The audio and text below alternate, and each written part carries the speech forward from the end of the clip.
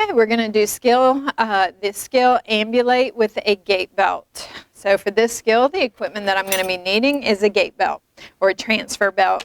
And we're going to always do the same pre and post procedure action. So I've come in, knock, pause, enter. Hello, Mr. King. My name is Ann, and I'm going to be ambulating you with a gait belt today. And I'm going to do my peanut butter sandwich at the beginning and end of each skill. So I do provide privacy. I make sure the bed is low and it is locked. I give them a call light and I wash my hands. So now I'm ready to begin the skill of ambulating with a gait belt. So when I do this skill, I remember that there are so many things I have to do before assisting to stand, but I've already done several of them. I've ensured the bed is low. I've ensured the bed is locked. So there's 2 of them there. So I'm going to do the rest of them now. So Mr. King, I'm going to have you go ahead and sit up on the edge of the bed, please.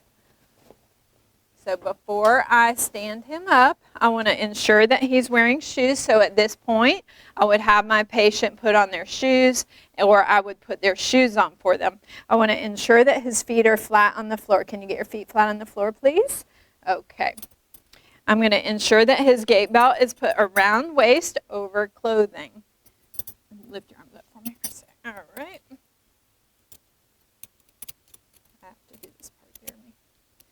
Yeah. All right. And so the gait belt is around his waist over clothing. His feet are flat on the floor. When I stand him up, I'm going to ensure that I give him a prearranged signal. So when you stand it, you're going to stand on the count of 3. I'm going to do knee to knee or knee to calf, shin. All right, now we're going to stand on the count of 3. 1, 2, 3, and he's standing.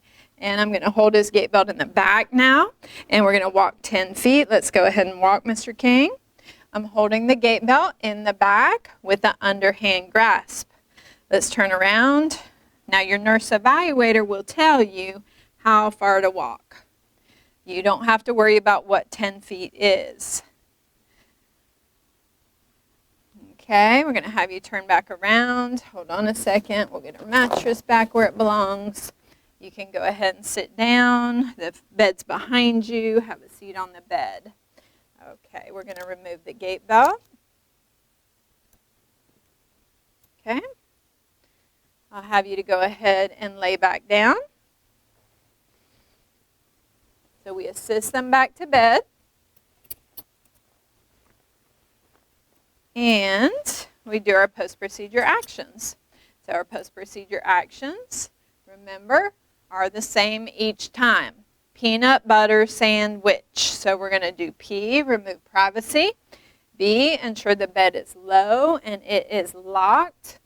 S, we're going to get him his signal light. Here's your signal light, Mr. King, and W is wash hands. And that concludes the skill of ambulate with a transfer belt. Another tip on that skill is when you use the transfer belt, when you go to assist them to stand, you want to make sure you're using an underhand grasp on 2 sides. Never pull the belt from the front, because as it's listed on the step, you're holding the belt on both sides with the underhand grasp when you assist them to stand.